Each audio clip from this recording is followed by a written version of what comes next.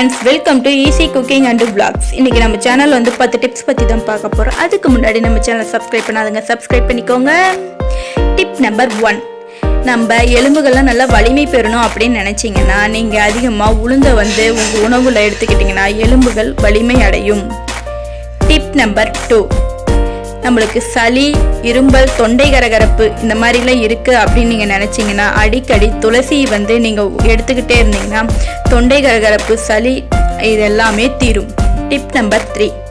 நம்மளுக்கு உடல் சூடு அதிகமாக இருக்குது, கண் எரிச்சல் அதிகமாக இருக்குது அப்படிங்கிறப்ப வெள்ளரிக்காய் அதிகமாக சாப்பிட்டீங்களாவும் கண் எரிச்சல் அப்போ கண்ணில் இதை வந்து 1 hour வச்சு எடுத்திங்கன்னா கண் எரிச்சலும் தீரும். Tip number 4.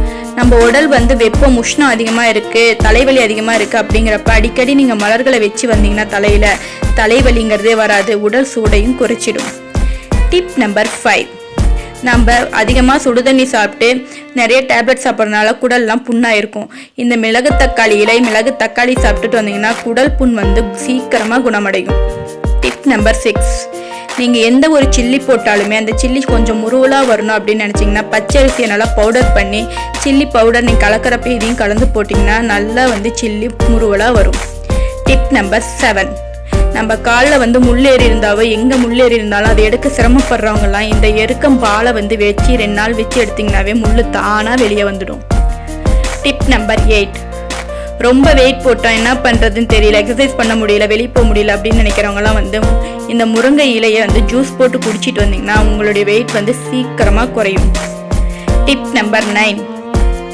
நாம் கம்பு எந்த ஒரு உணவாக எடுத்துக்கிட்டாலுமே கம்பில் வந்து கொஞ்சோண்டு வந்து சுக்கை வந்து நீங்கள் இடித்து போட்டிங்கன்னா வயிற்று வலி அப்படிங்கிறது வரவே வராது.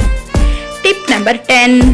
நம்ம சர்க்கரையில் வந்து அதிகமாக ஸ்டோர் பண்ணுறப்ப அதில் வந்து எறும்பு வருதுன்னு ஃபீல் பண்ணுறவங்கலாம் இந்த மாதிரி லவங்கத்தை போட்டு வச்சுருந்தீங்கன்னா எறும்புங்கிறதே வராது. அவ்வளோதான் ஃப்ரெண்ட்ஸ்.